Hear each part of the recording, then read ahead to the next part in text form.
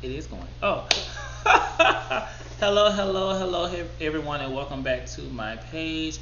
This is season 11, episode 10, Affairs and Accidents of Real Housewives of Beverly Hills. So, I want to apologize for being late. It's been a lot going on my end, and unfortunately, some things didn't work out, some things did work out. But I don't see this review being long. This was basically an Erica episode. A lot of everything that happened in this past episode focused on Erica. Excuse my background. I know y'all see my little cover back there. I was laying on the couch and doing a little television. But before we get started, please like, subscribe, and comment. And please give me your feedback. Let me know if you like this video, what you don't like. If you tired of me talking about psychology stuff, please let me know.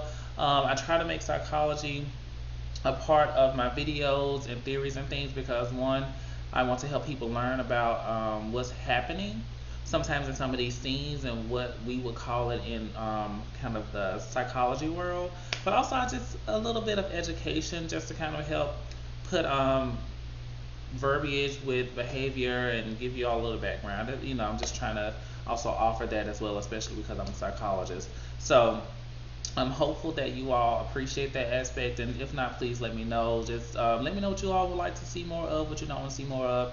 I have a tiny bit of notes on this side, but not much because, again, like I said, this episode was a lot on Erica, so I probably won't. It probably won't be too long, but yeah. So let's hop on in. So we start off where we left off with the girls. Erica and Kyle had that moment, and then the girls are packing for this trip. So everyone is packing, and when I tell you all, now as a man, and I'm a gay man, sometimes when I'm going on a weekend trip, I may carry my big bag and I throw all kind of clothes in because I don't know what's gonna go on, and that's because I may be like, oh, I'm going for work, but I know I may go out on this night. I may go to brunch, lunch, something like that. But on most occasions, especially if I know what I'm gonna do, it's usually just a travel bag. It is interesting that they go on weekend trips and they carry 3 and 4 bags like they're moving. It'd be a lot of stuff, but again, I know that for women, it takes a lot more for you all to get to the position where y'all feel like y'all look like y'all want to look. But I also say, although not jealous of that aspect, I am jealous of the fact that y'all have a lot of options. So I think as a man, I think I need to just find my pieces.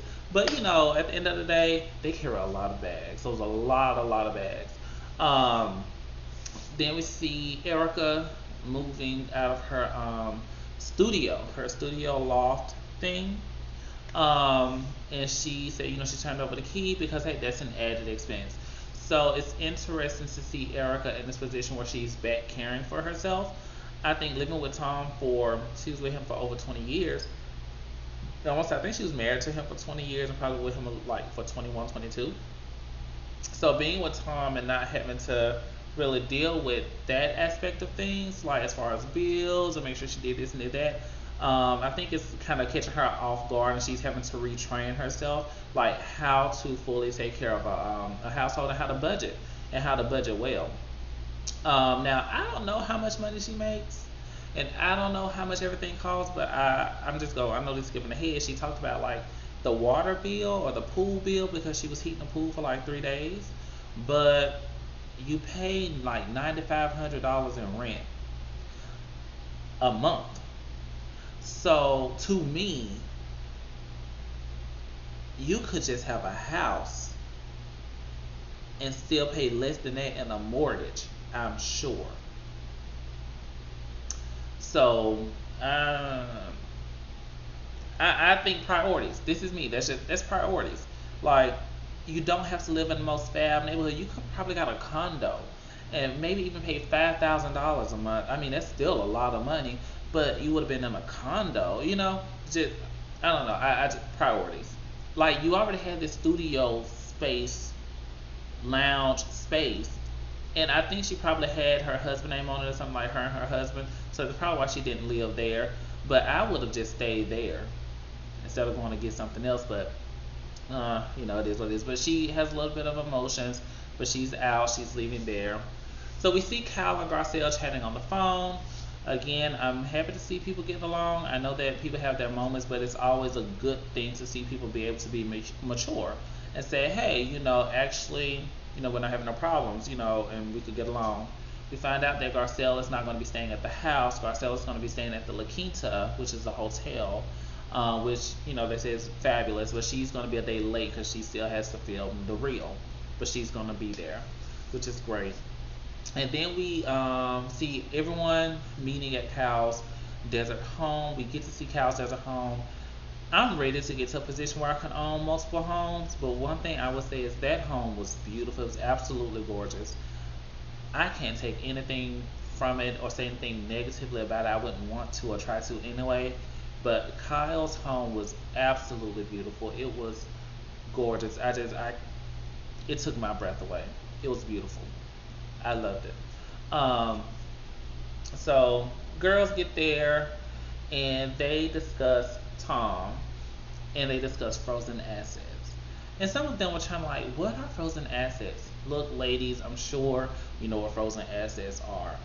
I don't even have money like that, and I know what frozen assets are. Y'all are not dumb. You know what frozen assets are.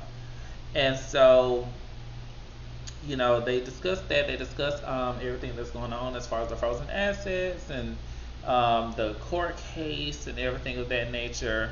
And so Erica comes on in the house.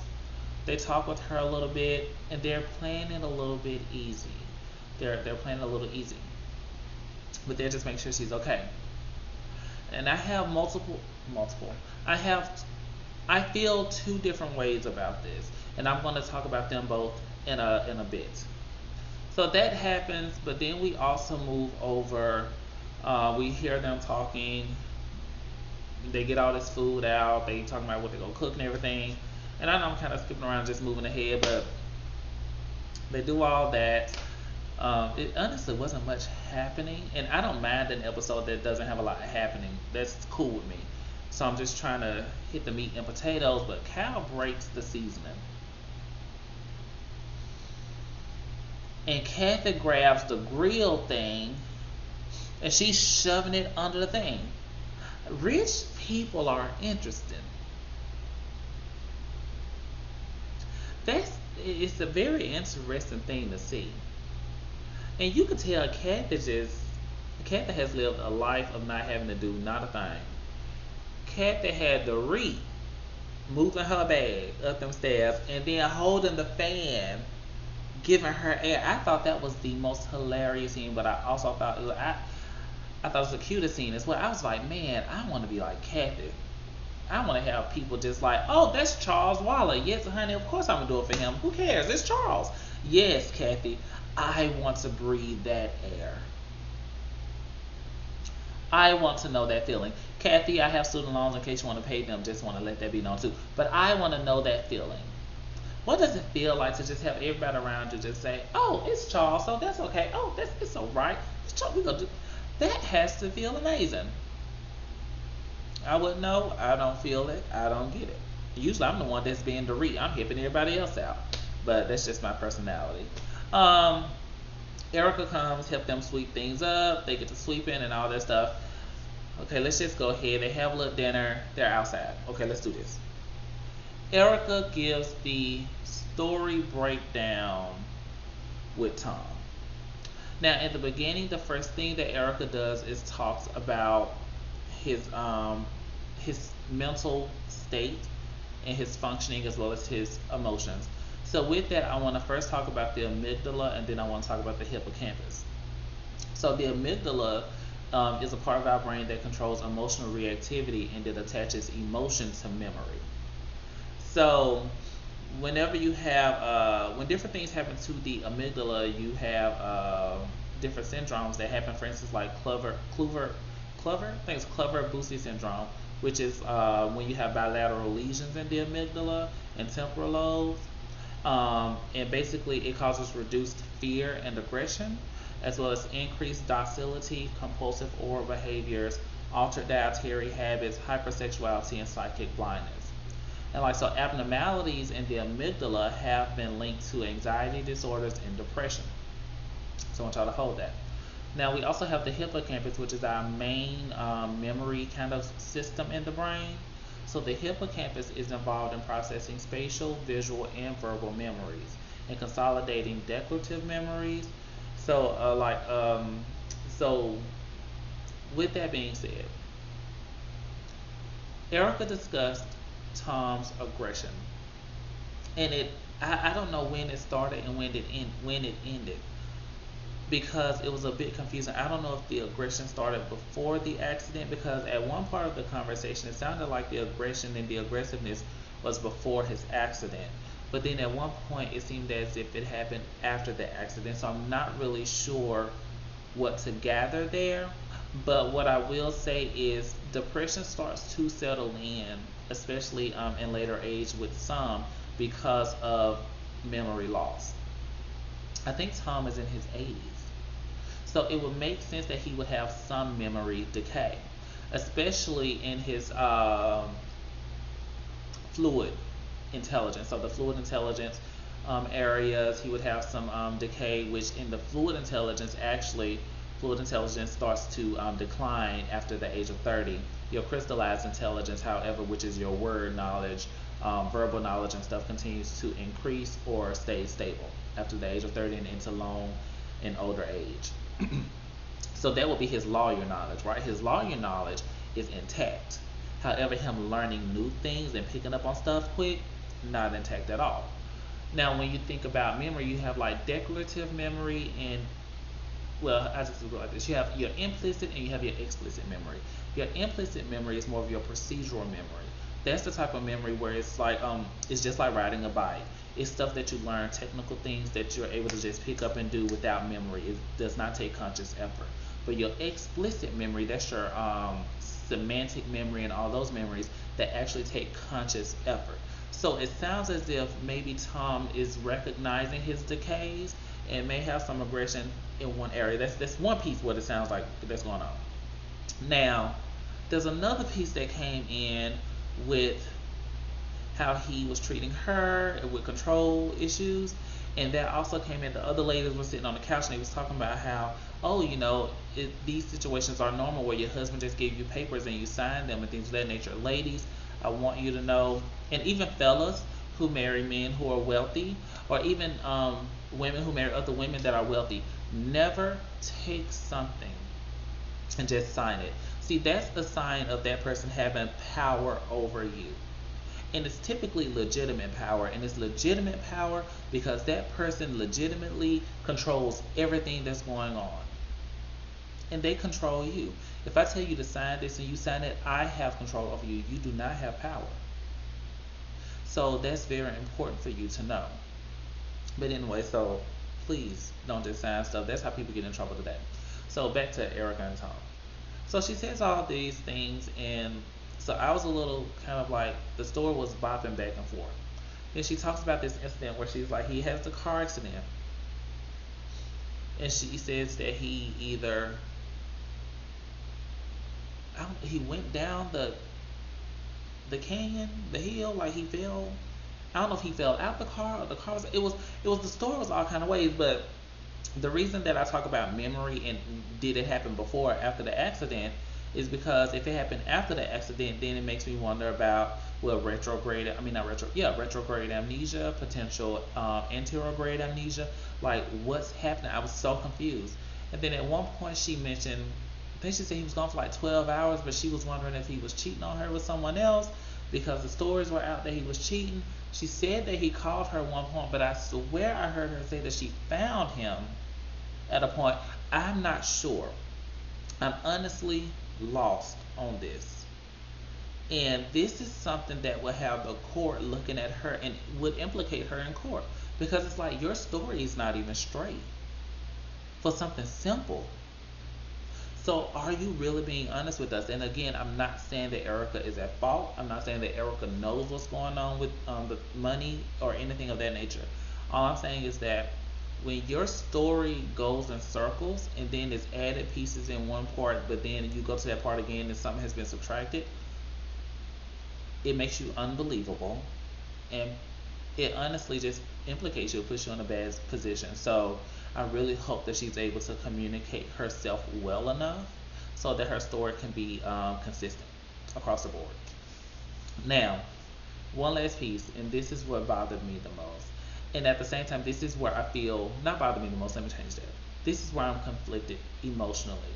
Not emotionally, maybe internally, in internal conflict. When Denise was on the show last season, they rolled her hard on this potential sex scandal. Did you have sex with Brandy or not? No matter how uncomfortable this woman was in this situation, and no matter how many times she asked them to just stop, and no matter how many times she walked away from the conversation, they rolled her butt about this thing. Now, we have Erica in a situation, and they're offering her so much grace, and they're making sure that she's okay before they ask any question, and they're making sure that they check to ensure that they're not pushing her too hard. And if she don't want to talk about something, they're not saying that she's hiding things or she's fake yet. Now, see, later on, it seems like it's going to come up later, but at this moment, and that bothered me a bit, because part of me was happy. I'm like, good, I'm happy that y'all are showing respect. I'm happy that you all are giving her the ability to let you all know when she's ready to have that conversation with you. But at the same time, I was upset, because I'm just like, y'all did not offer that to Denise at all. And what that says is that's just the level of respect. Y'all have more respect for Erica than you did for Denise. And I just really wish that they would have offered that to her. But again, we all have conflicting feelings about different things. We may feel good about something, we may feel bad about something. But at the end of the day, what really did get to me was that I was like, I'm happy that y'all gave her compassion. That shows me that you can do it. But at the same time, I'm very disappointed in the fact that you didn't offer to a woman when she needed it. Instead, y'all actually brought the other woman around. So, but with that being said, that's all I had. Again, this episode was very heavy, was an Erica emphasized episode. So, again, I just want to thank all of you for coming to my channel. You do not have to watch me, and I appreciate every single one of you for watching me every single time that you do. I really do thank you for it, and I appreciate you. And I really look forward to seeing you all again soon. And if you don't watch Real Housewives of Potomac, please watch those videos as well, so that you're able to just catch up on another Housewives series to see what it is that they be doing on there as well. So thank you all again for watching. I really appreciate it, and I will see you all next time. Bye-bye.